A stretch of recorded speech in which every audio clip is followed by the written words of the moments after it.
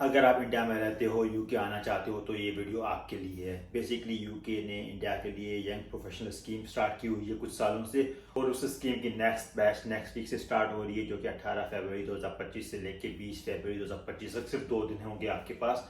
और दोपहर 2:30 बजे से स्टार्ट होगी और 2:30 बजे खत्म होगी। तो आपके पास 2 दिन होंगे। उसमें बैलेट सिस्टम होता है, उसमें आपको अप्लाई करना है, और जो लकी लोग होंगे उनको यूके की वीज़ा अप्लाई करने के लिए इन्विटेशन मिलेगा। बाकी लोग ऑफ कोर्स रिजेक्ट होंगे। इंडिया में लाखों करोड़ों लोग हैं, उसमें से 3,000 लोग बोल रहे हैं यूके वाले उठाएंगे, तो इट्स वेरी वेरी मिनिमल, बहुत कम लोग होंगे। बट स्टिल लक कर ट्राई करने में क्या जाता है, मे बी आपका लक लग जाए।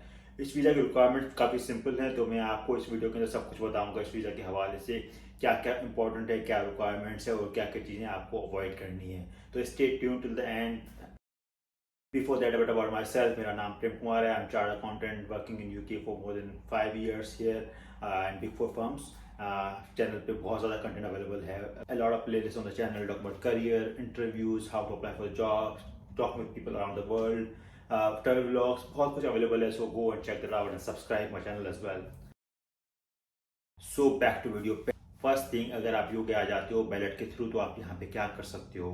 तो यूके में आने के बाद आप यहाँ पढ़ाई कर सकते हो, आप यहाँ पे जॉब कर सकते हो विदाउट एनी स्पॉन्सर। तो आपको स्पॉन्सर नहीं चाहिए, आप 2 साल के लिए यूके में काम कर सकते हो। उसके बाद ऑफकोर्स आपको स्पॉन्सर चाहिए होगा कंटिन्यू करने के लिए वर्क, एंड देन आपको इसके वर्क पे मूव होना पड़ेगा। बट 2 साल के लिए आपको कुछ नहीं चाहिए। ये वीज़ा आपको अलाउ करेगी कि आप यूके में आओ, फ्रीली काम करो, यहाँ पे अपना जॉब ढूंढो, काम करो, you don't need a sponsor. Second चीज़, इस वीज़ा में कितने लोग जा सकते हैं और वीज़ा क्यों है। तो यूके और इंडिया के बीच में एक मोबिलिटी एंड माइग्रेशन पार्टनरशिप हुई थी, उसके अंदर मल्टीपल स्कीम्स स्टार्ट की गई थी, और ये उनमें से एक स्कीम है। इस स्कीम के तहत 3,000 लोग internationals within February and then some in July, 3,000 लोग इंडिया से यूके आ सकते हैं बैलेट सिस्टम के थ्रू।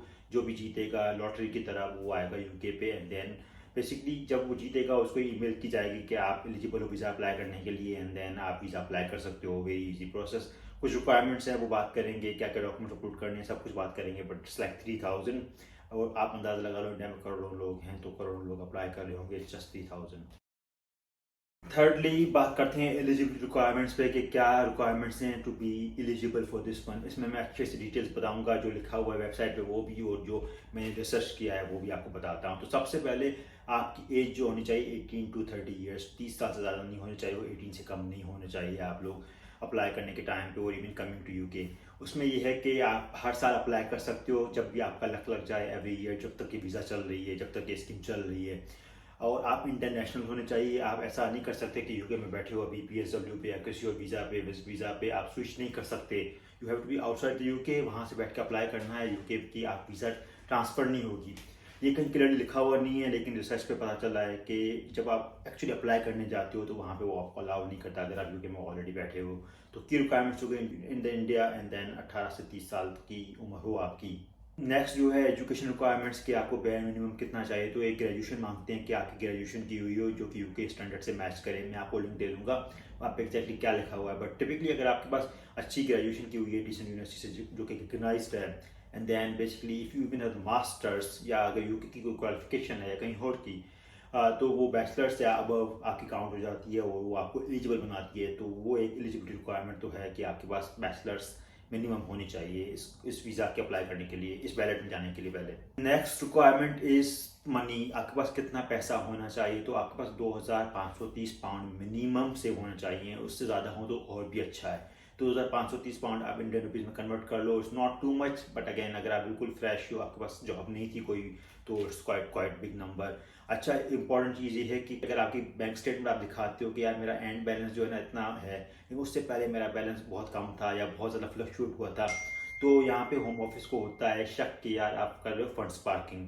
बेसिकली आप अपने अकाउंट में किसी और का पैसा रख के बैठे हो, आपकी अपनी सेविंग नहीं है, आपके पास अपना पैसा नहीं है। तो उसके लिए आपकी बैंक स्टेटमेंट के अंदर वो अमाउंट जो है ना वो कंसिस्टेंट होनी चाहिए। ऑफकोर्स एक अमाउंट नहीं रखो, bank statement should show transactions, but amount आपकी ऑन एवरेज लास्ट 1 से 3 महीने की आपके पास इतना बैलेंस होना चाहिए अपने अकाउंट के अंदर, टू शो कि आपके पास इनफ सेविंग्स है टू कम यूके।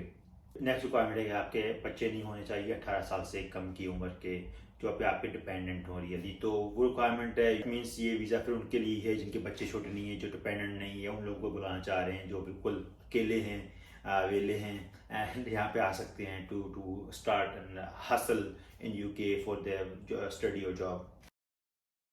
अच्छा, नेक्स्ट चीज़ ये कि आप बैलेट में कैसे अप्लाई करोगे। तो अगर आप एलिजिबल हो, जैसे हमने डिस्कस किया, तो आपको ऑफ कोर्स अपने कुछ डिटेल्स डालनी पड़ेंगी एक ऑनलाइन लिंक पे, जो कि मैं शेयर कर दूंगा डिस्क्रिप्शन में वीडियो के। तो वहाँ पे अपनी डिटेल्स डालो, like name, surname, phone number, email ID, एक account basically kind of create करना पड़ता है आपको। एंड देन आपको कुछ डॉक्यूमेंट्स पे अपलोड करने पड़ेंगे उसके अंदर, including all your passport details and few scans of your documents as well. वो सब कुछ आपको करना पड़ेगा। अगेन एक बैलेट सिस्टम है, आप डालोगे अपनी एंट्री, ऐसे हज़ारों लाखों लोग और भी डालेंगे अपनी एंट्रीज, और रैंडम सिलेक्शन होती है इवेंचुअली इन द एंड। किसी का भी नंबर लग सकता है लकीली, तो वो आप करोगे एंड देन उसके बाद ही आपका वीज़ा का प्रोसेस आगे बढ़ेगा। अगर आपको ईमेल आती है कि आप अप्लाई कर सकते हो। बाकी जो अप्लाई नहीं कर पाएंगे, जो रिजेक्ट होंगे, उनको भी ईमेल आ जाएगी कि यार आप रिजेक्ट हो गए हो इस बार के लिए, but the good thing is you can apply next time until you are 30 years old. एक और इम्पॉर्टेंट चीज़ ये है कि ये फ्री है अप्लाई करना। There is no fees, £0 fees to apply. आप बस ऑनलाइन जाके अप्लाई करो बैलेट के लिए। अगर आप सिलेक्ट हो जाते हो बैलेट के अंदर for actually applying the visa, then £298 is the fee for the application of the visa.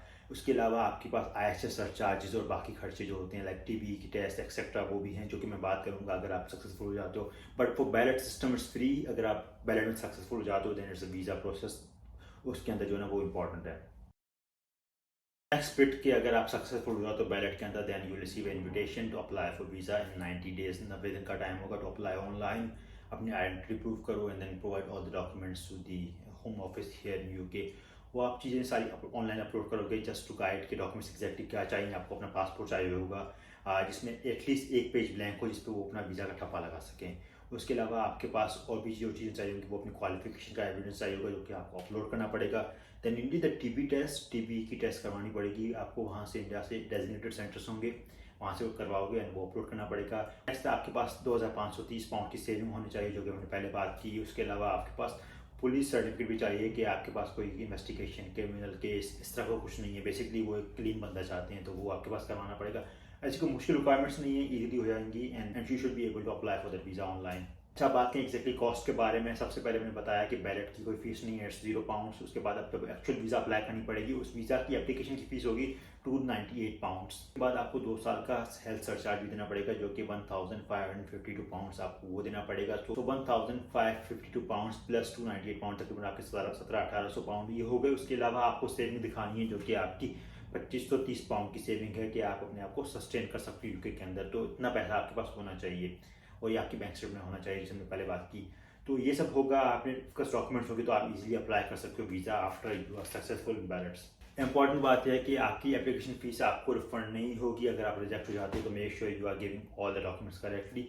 अच्छा खासा पैसा लग जाता है, तो make sure if you are successful in ballots, आप डॉक्यूमेंटेशन अपनी अप टाइट रखो, सब कुछ प्रोवाइड करो जो कि आप दे सकते हो। नेक्स्ट बिट इज एग्जैक्टली क्या कर सकते हो। हमने थोड़ी सी बात की थी कि आप मोस्टली एजुकेशन और जॉब यहाँ पे कर सकते हो, बट स्पेसिफिक्स लिखी हुई है कंप्यूटर की वेबसाइट पे। तो आप एग्जैक्टली क्या क्या कर सकते हो। आप मोस्टली स्टडी कर सकते हो। कुछ कोर्सेज यहाँ पे हैं जिसके लिए आपको सेपरेट अप्रूवल चाहिए होंगे, बट मैं उसकी बात नहीं करें एग्जैक्टली नाउ। आप मोस्ट ऑफ द जॉब्स कर सकते हो। आप सेल्फ एम्प्लॉय भी खुद को करवा सकते हो, लाइक खुद की कुछ सेटअप करना है तो वो कर सकते हो। उसकी भी कुछ रिक्वायरमेंट्स हैं, जैसे आपकी प्लेस रेंटेड होनी चाहिए, अपनी खुद की नहीं होनी चाहिए, आपके इक्विपमेंट की एक लिमिटेड कॉस्ट है, तो वो कुछ रिक्वायरमेंट्स है। अगर आप उस रूट पे हो, आपको सेल्फ एम्प्लॉयमेंट करनी है, तो वो ऑफकोर्स आप देख सकते हो वेबसाइट पे एग्जैक्ट रिक्वायरमेंट्स, लेकिन कुछ रिक्वायरमेंट्स अवेलेबल हैं। अच्छा, और भी कुछ चीज़ें बताइए कि आप क्या नहीं कर सकते, और वो आपको कंप्लाई करना मैंडेटरी है। बिकॉज ये होता है कि अगर आप वीज़ा कंप्लाई नहीं करते, एक बार आपकी दामन पे दाग लग जाता है। बेसिकली मैं अगर बॉलीवुड लैंग्वेज में बोलूँ तो बेसिकली अगर आपकी इशू हो गया कुछ वीज़ा पे, नेक्स्ट टाइम आप कहीं और वीज़ा अप्लाई नहीं कर सकते यूके के अंदर किसी कैटेगरी के अंदर, कि वो आपका रिकॉर्ड खराब हो जाता है। एनीवेज, क्या आप नहीं कर सकते, आप most of the public funds avail नहीं कर सकते, just like skill worker visa हम लोग नहीं कर सकते। आप अपना स्टे एक्सटेंड नहीं कर सकते इस वीज़ा के अंदर। बेसिकली आपको वापस जाना पड़ेगा। Then you can of course apply for some other job, और आपको एक और नई वीज़ा अप्लाई करनी पड़ेगी। But for this category it can not be extended. 2 साल का है, मतलब 2 साल का, it can not be extended at all. अपने फैमिली मेम्बर्स को इस एप्लीकेशन में अपने साथ नहीं ला सकते हो। अगर उनको आना है तो सेपरेटली अपने तरीके से आना पड़ेगा। You can not bring them together on this application, as in आप उसको अप्लाई नहीं कर सकते साथ में। ये बड़ा स्पेसिफिक प्रोसेस है इस एप्लीकेशन का, वो आपको करना पड़ेगा। एंड देन ऑफ कोर्स आप प्रोफेशनल स्पोर्ट्स कोच या स्पोर्ट्स पर्सन नहीं बन सकते। ये रिक्वायरमेंट हर जगह पे लिखी हुई है, इसके वर्क में भी लिखी हुई है। आई थिंक उसकी कुछ स्पेसिफिक रिक्वायरमेंट है इस जॉब की, वो हमारे लिए और आपके लिए नहीं है। लास्ट नॉट द लीस्ट, अब एग्जैक्टली क्या होगा, आप अप्लाई करोगे ऑनलाइन, आपको ऑफकोर्स अपने आइडेंटिफिकेशन के लिए एक अपॉइंटमेंट लेनी पड़ेगी, आपका जो भी लोकल वीज़ा सेंटर होगा यूके के लिए डॉक्यूमेंट्स लेके जाओगे, वहाँ पे अप्लाई करोगे। अगर किसी के पास maybe UK ID app जो है वो चल जाती है तो ठीक है, but I doubt that will work. तो आपको मोस्टली अपने वीज़ा सेंटर पे जाना पड़ेगा, वहाँ पे अपॉइंटमेंट लेके जैसे नॉर्मली होता है आप वहाँ पे अप्लाई करोगे। And if the visa successful, आप यूके में 31 डेज़ के अंदर एंट्री कर सकते हो after visa application is successful. अगर रिजेक्ट हो जाती है तो the cost is not affordable. तो my final bits of guidance, number one, अगर आप यूके में रह रहे हो तो this visa not for you. Secondly, अगर आप सक्सेसफुल हो जाते हो बैलेट के अंदर, then you should keep all the documents correctly, कोई भी गलती नहीं करना, सारी रिक्वायरमेंट्स फुलफिल करना, because there is a lot of money involve. उसके अलावा जो है आपके पास बैलेट इज़ फ्री, तो ऐसा नहीं है कि आप रिजेक्ट रहे हो या मैं करूँ या नहीं करूँ, इट्स फ्री कम्प्लीटली। आप अप्लाई करो एंड देन अपना चांस ट्राई कर लो, maybe it works out अगर आपको यूके आना है। Hopefully this helps. Thank you so much for watching.